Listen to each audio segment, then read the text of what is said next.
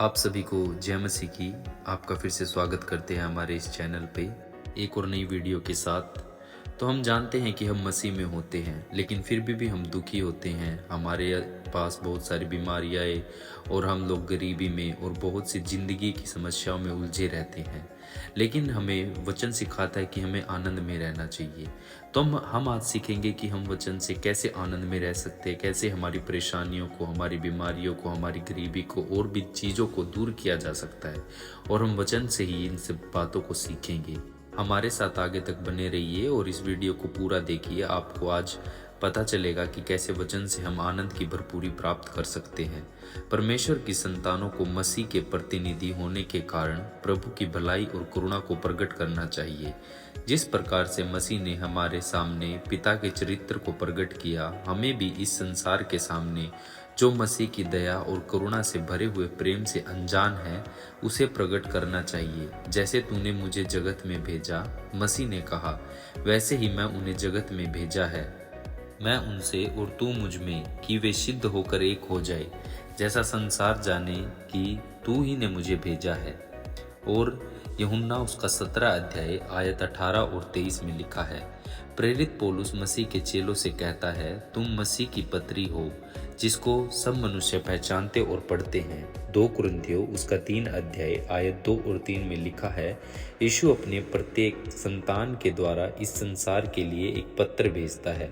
यदि आप परमेश्वर को मानने वाले हैं तो वह आपके द्वारा आप जहाँ पर रहते हैं वहाँ के परिवार, गांव और गली के लोग के लिए एक पत्र भेजता है। आपके हृदय में निवास करते हुए यीशु मसीह उन लोगों से बातचीत करना चाहता है जो उसके विषय में अब तक अनजान है। शायद वे बाइबल को कभी नहीं पढ़ते और उस आवाज़ को नहीं सुनते जो इसके पवित्र पन्नों में से बोलती है। वे उसके कार्यों द्वारा उसके प्रेम को नहीं देख पाते। परंतु यदि आप मसीह के सच्ची प्रतिनिधि हैं तो संभव है कि आपके द्वारा वे उसकी भलाइयों के विषय में कुछ समझ सके और उससे प्रेम करने तथा उसकी सेवा करने के लिए जीते जा सके। मसीह लोगों को स्वर्ग की राह में प्रकाश दिखाने वाला ठहराया गया है। मसीह की ओर से जो प्रकाश उनके ऊपर चमक रहा है, उन्हें उस प्रकाश को संसार को राह दिखाने के लिए उपयोग करना चाहिए। उनका जीवन और चरित्र इस प्रकार का होना चाहिए कि उनके कार्यों के द्वारा दूसरे लोगों को मसीह और उसके कार्यों के विषय में उचित समझ प्राप्त हो। यदि हम मसीह के प्रतिनिधि हैं तो हम उसकी सेवा को उतना आकर्षक बनाकर दिखाएंगे जितना वह वास्तव में आकर्षित है। वे मसीह लोगों में जो अपने जीवन में निराशा और उदासी बनाए रखते हैं और प्रत्येक बात में कुड़कुड़ाते और शिकायत करते हैं, वे दूसरे लोगों के सामने परमेश्वर और मसीह जीवन की एक झूठी तस्वीर पेश करते हैं। वे ऐसा दिखाते हैं कि परमेश्वर नहीं चाहता कि उसकी संतान सुखी हो और इस प्रकार से वे हमारे स्वर्गीय पिता के एक विषय में झूठे साक्षी बनते हैं।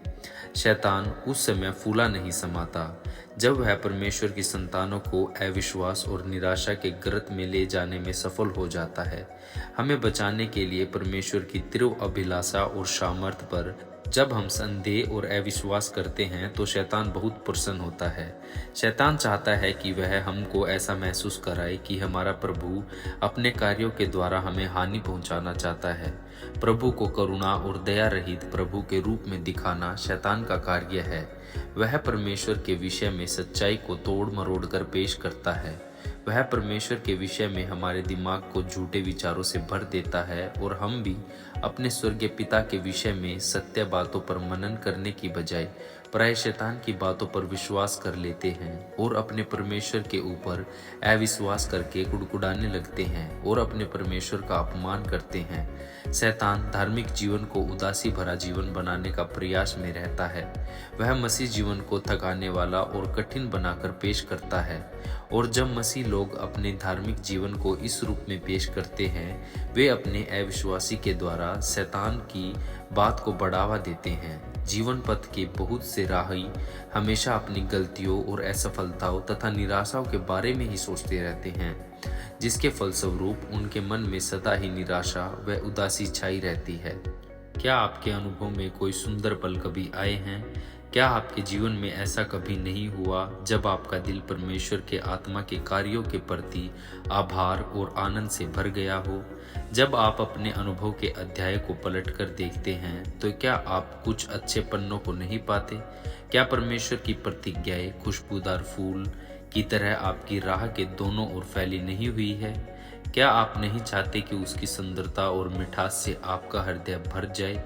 कांटे और झाड़ियां तो आपको दुख ही देंगी और घायल करेंगी, और यदि आप इन्हें एकत्रित करके दूसरों के सामने पेश करेंगे तो क्या आप स्वयं परमेश्वर की भलाइयों की अनदेखी करते हुए जीवन के पथ पर चलने वाले लोगों की राह को अधिक कठिन नहीं बना रहे हैं? अपने बीते हुए दुखद दिनों की यादों को, पापों और निराशाओं को गले लगाकर उनके बारे में तब तक रोते हैं जब तक कि हमारा हृदय निराशा से नहीं डूब जाता और समझदारी की बातें नहीं है। एक निराश व्यक्ति अपने हृदय में अंधेरा भरा हुआ और परमेश्वर के प्रकाश से दूर होता है। ऐसा व्यक्ति दूसरों की राहों के ऊपर भी निराशा की छाया डाल देता है। परमेश्वर को उस खुशनुमा तस्वीर के लिए धन्यवाद दीजिए जो उसने आपके लिए पेश की है। आइए हम उसके धन्य प्रेम के आश्वासन से इस तरह लिपटे रहे कि निरंतर हमारी निगाह उसी पर लगी रहे। परमेश्वर के पुत्र ने पिता का सिंहासन छोड़ा और अपने देवीय स्वभाव को मानवीय स्वभाव में ढक लिया ताकि वह शैतान की कैद से अपने लोगों को आजाद कर सके। हमारे लिए उसने स्वर्ग के दरवाजों को खोल दिया जिसमें परमेश्वर ने अपनी महिमा के ऊपर पर्दा डाल रखा है। पतित और प्राणी विनाश के उस गर्त में से ऊपर निकाले जाते हैं जिसमें पाप ने उन्हें डाल दिया है, और वे पुनः सनातन परमेश्वर के लिए संपर्क लाते हैं और हमारे उद्धारकर्ता में विश्वास के द्वारा देवीय परीक्षा में सफल होकर मसीह की धार्मिकता का वस्त्र धारण करके परमेश्वर के सिंहासन के सक्षम पहुंचते हैं। ये ही वे तस्वीरें हैं और परमेश्वर चाहता है कि हम इनकी तरफ ध्यान दें और इनके ऊपर मनन करें। जब हम परमेश्वर के प्रेम पर संदेह करते हैं और उसकी प्रतिज्ञाओं पर अविश्वास करते हैं, हम उसका अनादर करते हैं और उसके पवित्र आत्मा को शोकित करते हैं। एक माँ क्या सोचेगी कि यदि उसके बच्चे लगातार उससे शिकायत करते रहे जबकि उसका पूरा जीवन ही उनकी ज़रूरतों को पूरा करने के लिए और उन्हें आराम पहुंचाने के लिए बीत गया है। यदि वे उसके प्रेम पर भरोसा न करे, इससे तो उसका दिल टूट जाएगा। कोई भी माता पिता अपने बालकों द्वारा इस तरह से व्यवहार किए जाने पर कैसा महसूस करेंगे, और हमारा स्वर्गीय पिता हमारे बारे में क्या सोचेगा जब हम उसके उस प्रेम पर भरोसा न करें जिसके कारण उसने अपने इकलौते पुत्र को हमारे लिए दे दिया है। प्रेरित पौलुस लिखता है, जिसने अपने निज पुत्र को भी रख न छोड़ा परंतु उसे हम सब के लिए दे दिया, वह उसके साथ हमें और सब कुछ क्यों न देगा। रोमियो उसका 8 अध्याय आयत 32 में। और फिर भी बहुत से लोग अपने वचनों से न सही परंतु अपने कर्मों से यह कहते नजर आते हैं, प्रभु की यह प्रतिज्ञा मेरे लिए नहीं, शायद वह किसी अन्य को प्रेम करता होगा परंतु वह मुझसे प्रेम नहीं करता। ऐसा करने से आप अपनी ही आत्मा को नुकसान पहुंचा रहे हैं, क्योंकि संदेह का प्रत्येक शब्द जो आप बोलते हैं वह शैतान की परीक्षाओं को बुलावा देता है। यह आपके अंदर संदेह करने की आदत को बढ़ावा देता है और आपकी बातों के द्वारा सेवा करने वाले स्वर्गदूतों को शोकित करता है। जब शैतान आपकी परीक्षा करता है तो संदेह और निराशा का एक भी शब्द मत बोलिए। यदि आप शैतान की सलाह मानकर अपने जीवन का दरवाजा खोल देते हैं तो आपका दिमाग अविश्वास और विद्रोह और उत्पन्न करने वाले सवालों से भर जाता है। यदि आप अपनी भावनाओं की बातों में बात करेंगे, प्रत्येक संदेश जो आप व्यक्त करते हैं उसका नकारात्मक प्रभाव केवल आपके ऊपर ही नहीं पड़ता परंतु यह वह बीज है जो उगकर दूसरों के जीवन में भी कड़वा फल पैदा करता है और आपको शब्दों के नकारात्मक प्रभाव को समाप्त करना शायद फिर कभी संभव भी नहीं हो सकता। प्रभु यह चाहता है कि उसके सभी पुत्र और पुत्रियां प्रसन्नता और शांति से पूर्ण आज्ञाकारिता का जीवन जिए। यीशु कहता है, मैं तुम्हें शांति दिए जाता हूँ, अपनी शांति तुम्हें देता हूँ। जैसे संसार देता है मैं तुम्हें नहीं देता। तुम्हारा मन व्याकुल न हो और न डरे। मैंने ये बातें तुमसे इसलिए कही है कि मेरा आनंद तुम में बना रहे और तुम्हारा आनंद पूरा हो जाए। यूहन्ना उसका 14 अध्याय आयत 27 में और 15 अध्याय आयत 11 में। अपने कर्तव्य का पालन किए बिना अपने स्वार्थ को पूरा करने के लिए खुशी की खोज करना एक असंतुलित, अस्थिर और अस्थायी वस्तु की खोज करने जैसा है। ऐसी खुशी ज्यादा देर तक नहीं टिकती और आत्मा फिर से अकेलेपन और दुख से भर जाती है। परंतु परमेश्वर की सेवा में ही सच्चा आनंद और पूरी संतुष्टि मिलती है। एक मसीह को अनिश्चित राहों पर चलने के लिए नहीं छोड़ा गया है, उसे व्यर्थ पश्चाताप और निराशाओं का सामना करने के लिए छोड़ नहीं दिया गया है। यदि हमें इस जीवन में जीवन की खुशियां नहीं मिलती है, तो भी हम आने वाले जीवन की खुशियों की आशा में आनंदित रह सकते हैं। परंतु मसीही लोग तो इस जीवन में भी मसीह के साथ संगति का आनंद प्राप्त कर सकते हैं और उन्हें उसके प्रेम का प्रकाश अर्थात उसकी उपस्थिति का सुख मिल सकता है। जीवन का प्रत्येक कदम हमें यीशु के निकट लेकर आता है और उसके प्रेम का अधिक गहरा अनुभव प्रदान करता है और इस प्रकार से हमें शांति के निवास प्राप्त होते हैं। अब तो आइए हम अपने विश्वास को न खोएं, लेकिन दृढ़ भरोसा बनाए रखें और जो आने वाले प्रत्येक दिन बीतने वाले प्रत्येक दिन से अधिक दृढ़ और निश्चित हो। यहाँ तक यहोवा ने हमारी सहायता की है और वह जीवन के अंत तक हमारी सहायता करेगा। 1 शमूएल उसका 7 अध्याय आयत 12 में। आइए हम याद दिलाने वाले उन स्तंभों पर दृष्टि लगाए जो हमें यह याद दिलाते हैं कि नाश करने वाले के हाथ से बचाने और हमें सुख पहुंचाने के लिए हमारे प्रभु ने कितना बड़ा बलिदान दिया है। आइए हम अपनी याददाश्त में परमेश्वर द्वारा हमारे ऊपर प्रकट की गई करुणा और दया को ताजा बनाए रखे। वे आंसू जो उसने पोंछे हैं, दर्द जिनसे उसने छुटकारा दिया है, चिंताएं जो उसने दूर की है, वे डर जो उसने मिटाए हैं और वे जरूरतें जो पूरी की है, वे आशीषें जो उसने हमें दी है। हम इस प्रकार से हमारी शेष यात्रा के लिए हमें साहस और सामर्थ्य प्राप्त होती है। आने वाले संघर्षों के निश्चय ही हमें नई समस्याओं का सामना करना पड़ेगा, लेकिन हम आने वाले समय के साथ साथ उन बातों पर भी ध्यान कर सकते हैं जो बीत चुकी है और कह सकते हैं, यहाँ तक यहोवा ने हमारी सहायता की। जैसे तेरे दिन वैसी ही तेरी शक्ति हो। व्यवस्था विवरण उसका 33 अध्याय आयत 25। संकट कभी भी उस शक्ति से अधिक बड़ा नहीं होगा जो उसे सहने के लिए हमें दी जाएगी। इसलिए आइए हम जहाँ भी अपना कार्य करते हैं उसे इस विश्वास के साथ पूरा करें कि चाहे जो कुछ हो जाए, संकट को सहने के लिए उसी के अनुपात में हमें शक्ति भी प्रदान की जाएगी। थोड़ी ही देर में स्वर्ग के द्वार परमेश्वर की संतानों के लिए खोल दिए जाएंगे और महिमा के राजा के होठों से कानों को प्रिय लगने वाले संगीत के समान आशीषों के ये वचन सुनाई देंगे।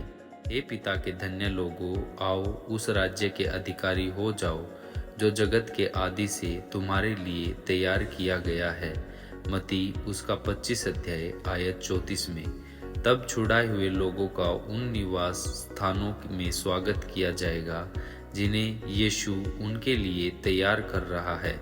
वहां पर उनका सामना इस पृथ्वी के दुष्ट, झूठे, अविश्वासी, अशुद्ध और अभिमानियों से नहीं होगा, परंतु उनके साथ वे लोग होंगे जिन्होंने शैतान के ऊपर जय प्राप्त की है और स्वर्गीय अनुग्रह के द्वारा सिद्ध चरित्र का विकास किया है।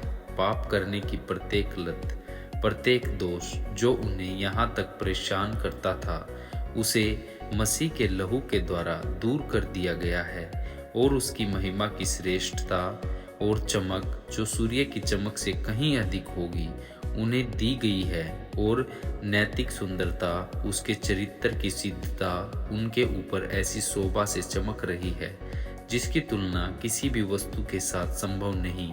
उस महान सफेद सिंहासन के समक्ष वे पूरी तरह से निर्दोष रूप में खड़े होकर स्वर्गदूतों की प्रतिष्ठा और सौभाग्य को प्राप्त करते हैं। उस महिमा में उत्तराधिकारी को धन्य रखे जो विश्वासियों को मिलाने वाला है। यह मनुष्य अपने प्राण के बदले क्या देगा।